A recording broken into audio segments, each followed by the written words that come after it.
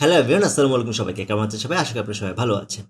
France এবং Senegal এই দুটি দেশ আজকে তাদের প্রথম ম্যাচ খেলতে নামছে ২০২৬ বিশ্বকাপে এবং এই ২ টা দেশের যখন তারা একসাথে মুখোমুখি হচ্ছে, একটা ঐতিহাসিক ম্যাচের কথা সামনে চলে আসছে, যেটা হচ্ছে ২০০২ বিশ্বকাপে ছিল। তখনকার বিশ্ব চ্যাম্পিয়ন ফ্রান্স যখন সেনেগালের সাথে খেলতে নামে এবং ১-০ গোলে তারা হেরে যায়, সেটা একটা ঐতিহাসিক জয় ছিল সেনেগালের জন্য।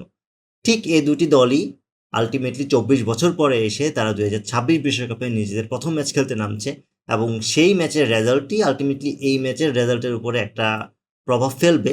এবং এই ম্যাচ নিয়েই আপনাদের মাঝে চলে এসেছি আমি, হৃদয় তানভীর, কথা বলার জন্য।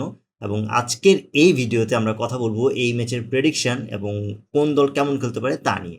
ভিডিওটি শুরু করার আগে ধন্যবাদ দিতে চাই বাজ লাইফকে। তারা আমার এই জার্সিটি পাঠিয়েছে। এই জার্সিটি আমি পরার পরে আমার কাছে যথেষ্ট কমফোর্টেবল মনে হয়েছে এবং কোয়ালিটিটা যথেষ্ট আপগ্রেডেড লেগেছে। আপনাদের পছন্দের দেশের জার্সি কেনার জন্য আপনারা চাইলেই তাদের পেজে নক দিতে পারেন। আমি তাদের পেজের লিঙ্ক কমেন্ট বক্সে দিয়ে দিব। চলুন তবে ভিডিওটি শুরু করা যাক। ফ্রান্সের কথা যদি বলতে হয়, ফ্রান্স আলটিমেটলি এমন একটা দল যারা লাস্ট ২টা বিশ্বকাপে ফাইনাল খেলেছে। ২০১৮-তে তারা চ্যাম্পিয়ন হয়েছিল, ২০২২ বিশ্বকাপে তারা ফাইনাল খেলেছে এবং একদম খুব চ্যাম্পিয়ন খুব কাছেই তারা পৌঁছেছিল। সো সেই জায়গা থেকে তারা অন্যতম শক্তিশালী একটা দল এবং বর্তমানে যদি তাদের র্যাঙ্কিং দেখি, সেই ক্ষেত্রেও তারা আলটিমেটলি বর্তমান তাদের র্যাঙ্কিংয়ে পজিশন নাম্বার 2। সো এই দিক থেকে তারা যথেষ্ট এগিয়ে। অন্যদিকে সেনেগালের কথা যদি বলি, সেনেগাল আলটিমেটলি তাদের র্যাঙ্কিং বর্তমানে 16 এবং তারা হচ্ছে বর্তমানে আফ্রিকার দেশগুলোর মধ্যে তাদের পজিশন হচ্ছে 3 নাম্বার। সো এই দিক থেকে সেনেগালও খুব একটা পিছিয়ে সেটা বলা যাবে না। যদিও আলটিমেটলি ফ্রান্সের শক্তিমত্তার দিক দিয়ে ফ্রান্স যথেষ্ট এগিয়ে থাকবে, বাট সেনেগাল যে ধরনের খেলা খেলে, আফ্রিকার দলগুলো এইবারের বিশ্বকাপে যথেষ্ট ভালো খেলছে এবং সবথেকে বড় ইম্পর্টেন্ট বিষয় হচ্ছে র্যাঙ্কিংয়ের যে বিষয়টা, তফাতের যে বিষয়টা, সেটা এবারের বিশ্বকাপে খুব একটা ইফেক্ট এখন পর্যন্ত রাখেনি। কারণ না, আপনি দেখবেন স্পেনের কথা বলতে পারি, আপনি সৌদি আরবের কথা বলতে পারেন, উরুগুয়ে তারা ড্র করেছে ম্যাচটি, অ্যান্ড ইরানের কথা বলতে পারেন। মোটামুটি প্রত্যেকটা ম্যাচেই গত কিছুদিন ধরে যে ম্যাচগুলো হচ্ছে, সেগুলোতে দেখবেন আপনার র্যাঙ্কিংয়ে বেশি তফাৎ থাকা সত্ত্বেও আলটিমেটলি ছোট দলগুলো যারা র্যাঙ্কিংয়ে পিছিয়ে আসছে, তারা যথেষ্ট ফাইট দিচ্ছে। সেই জায়গা থেকে সেনেগাল আপনি ছোট দল বলা যায় না, কারণ সেনেগালের র্যাঙ্কিং টপ 20-র মধ্যে আছে অ্যান্ড তারা আফ্রিকার অন্যতম একটি দল, তারা টপ 3 এর একটি দল। সো সেই জায়গা থেকে আপনি সেনেগালকে পিছিয়ে রাখতে পারবেন না। বিশেষ করে ২০০২ বিশ্বকাপে যেভাবে সেনেগাল সবাইকে চমকে দিয়েছিল, সেই জায়গা থেকে যখন তারা ফ্রান্সের সাথে ১-০তে জিতেছে, সেই সময় ফ্রান্স বিশ্ব চ্যাম্পিয়ন ছিল। ঠিক তেমনই যখন তারা এখনও আবার আলটিমেটলি ফ্রান্সের সাথে নামতেছে এবং তাদের যদি স্কোয়াডের ডেপথ বলি অ্যান্ড যারা খেলবে, একাদশে যারা থাকবে, তাদের কথা বলি, সেই জায়গা থেকে সেনেগাল খুব একটা পিছিয়ে থাকবে না। এখন র্যাঙ্কিংয়ের পরবর্তীতে যদি কথা বলতে চাই, সেটা হচ্ছে এই দুই দলের রিসেন্ট পারফরমেন্স কেমন ছিল। রিসেন্ট পারফরমেন্সে আলটিমেটলি ফ্রান্স যথেষ্ট এগিয়ে, কারণ কেননা তারা লাস্ট 5টা ম্যাচের মধ্যে 4টাতেই তারা জিতেছে। অ্যান্ড অন্যদিকে সেনেগালের কথা যদি বলি, তারা আলটিমেটলি 2টাতে জিতেছে, 2টাতে তারা ড্র করেছে। সো তারাও মোটামুটি অ্যাভারেজে আছে। অ্যান্ড অন্যদিকে তাদের নিজেদের যদি আমি মিট আপের কথা বলি, সবার আগেই চলে আসে সেই ২০০২ বিশ্বকাপের কথা, যেখানে তারা সেনেগাল ১-০তে ফ্রান্সের বিপক্ষে জিতেছে। সো এটা সেনেগালকে যথেষ্ট বুস্ট আপ করবে। অন্যদিকে আমি যদি তাদের স্কোয়াডের দিকে আসি, তাদের প্লেইং ইলেভেনের দিকে আসি, সেদিকে দেখা যায় আলটিমেটলি ফ্রান্সের কথা যদি আগে বলতে চাই, তাদের অবভিয়াসলি এমবাপ্পের কথা বলতে হয়। এমবাপ্পে যে ধরনের প্লেয়ার, সে যদি তার জায়গাটা পেয়ে যায়, তার ফ্লোটা পেয়ে যায়, তাহলে ওখানে আসলে আলটিমেটলি সেনেগালের খুব একটা চান্স থাকবে না।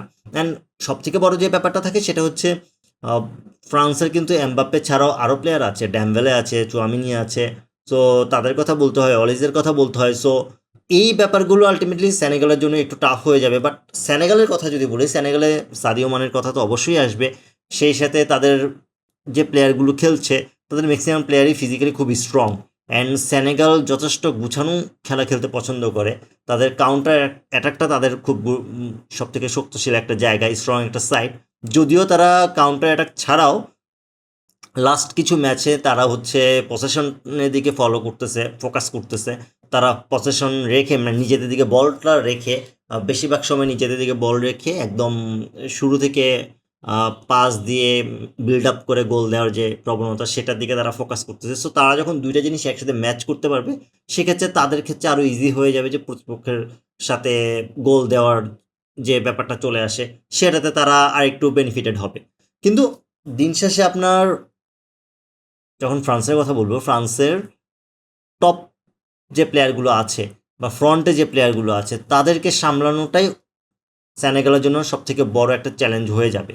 কেননা কিলিয়ান এমবাপ্পে, ডেম্বেলে এরা যে ধরনের প্লেয়ার, ওলিসে এরা যে ধরনের প্লেয়ার, তারা যদি ফিনিশিং করতে পারে ঠিকঠাক, তখন আলটিমেটলি সেনেগালের কিছু করার থাকবে না। কিন্তু সেনেগাল যে ধরনের খেলা লাস্ট কিছুদিন ধরে খেলে আসতেছে, তারা রিসেন্ট টাইম যে ধরনের পারফরমেন্স দিচ্ছে, সেখান থেকে আলটিমেটলি ফ্রান্সের খুব একটা ইজি হবে না গোল দেওয়াটা। বাট আলটিমেটলি দুই দলই চাইবে তাদের প্রথম ম্যাচটা জেতার জন্য। এখন যদি আমি স্ট্র্যাটেজিতে আসি, স্ট্র্যাটেজিতে ফ্রান্সের টার্গেট থাকবে তারা শুরু থেকে অ্যাটাকিং মাইন্ডেই খেলবে, তারা শুরু থেকেই অ্যাটাক করে খেলবে এবং তারা চাইবে মিডফিল্ডের কন্ট্রোলটা নিয়ে আলটিমেটলি সেনেগালকে তাদের ডিফেন্সে যখন এই গ্যাপটা ক্রিয়েট হয় অ্যান্ড তারা গোল দিতে পারে, তারা সেই প্রবণতাই বেশি দেখাবে, ডিফেন্সটা ঠিক রাখতে চাইবে। বিশেষ করে ডিফেন্স থেকে যে ব্যাপারটা চলে আসে, তাদের মিডফিল্ডটা তারা কন্ট্রোল নিতে চাবে। অন্যদিকে সেনেগাল যেটা করবে, তাদের সবার আগে ডিফেন্স লাইনটাই তারা চেক করবে, ডিফেন্স লাইনটাতেই তারা ফোকাস করবে, সাথে তাদের কাউন্টার অ্যাটাক আছে। কিন্তু কাউন্টার অ্যাটাকের পাশাপাশি তারা রিসেন্ট টাইম যেভাবে চিন্তা করতেছে, পসেশন রেখে, বলের নিয়ন্ত্রণ রেখে গোলের জন্য খেলাটা বিল্ড আপ করা, সেটা তো তারা চেষ্টা করবে। সো এই দিক থেকে আমার মনে হয় আলটিমেটলি যে সেনেগালও চাইবে গোলের সুযোগ ক্রিয়েট করে এবং সুযোগ পেলে তারাও গোল দিতে চাইবে অবশ্যই, বাট তাদের ডিফেন্স লাইনটাতে তারা বেশি ফোকাস করবে। এখন এই ম্যাচের প্রেডিকশানে যদি আসি, প্রেডিকশানে আমার কাছে অবশ্যই ফ্রান্সকে আমি এগিয়ে রাখবো, বাট আমার কাছে মনে হয় না ফ্রান্সের জন্য এতটা ইজি হবে।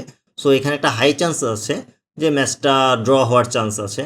অ্যান্ড মিরাকেল কিছু হলে সেনেগালকে যদি দেখেন যে 1-0 জিতে যাচ্ছে, সেটাও আপনি অসম্ভব বলতে পারবেন না। আমি মিরাকেল বলবো না, আমি সেটা অসম্ভব বলবো না। আমি জিনিসটা এমন একটা পর্যায়ে রাখবো, যদি দেখা যায় যে সেনেগাল আলটিমেটলি অন্যান্য দলগুলোর মতো, যারা রিসেন্ট টাইম বড় দলগুলোর সাথে ড্র করছে, গত দিনেও আমরা দেখলাম প্রত্যেকটা ম্যাচই ড্র হলো এবং ভালো ফাইট হলো। সো এই টাইপের খেলা যদি দেখা যায়, তখন একটা ড্র অথবা সেনেগালের গোলও দেখতে পারেন। বাট যদি এক পেশে ম্যাচ হয়, সেক্ষেত্রে ফ্রান্স 2-0 অথবা 3-0 ম্যাচ জিতে যেতে পারে। তো আমি এই ম্যাচের আলটিমেটলি প্রেডিকশানে একদম সরাসরি কোনো প্রেডিকশান করবো না, বাট আমি ম্যাক্সিমাম রেজাল্টটা ফোকাস করতেছি, আমার কাছে মনে হচ্ছে ড্র হতে পারে। আপনার মতে প্রেডিকশন কী হতে পারে, কারা জিততে পারে এবং এই ম্যাচের আলটিমেটলি কী প্লেয়ারটা কে থাকবে অ্যান্ড কোথায় ফোকাস করবে সবাই, সেই জিনিসটা অবশ্যই কমেন্ট করে জানাবেন। ভিডিওটি ভালো লাগলে লাইক, কমেন্ট, শেয়ার এবং সাবস্ক্রাইব করে পাশে থাকবেন। আল্লাহ হাফেজ।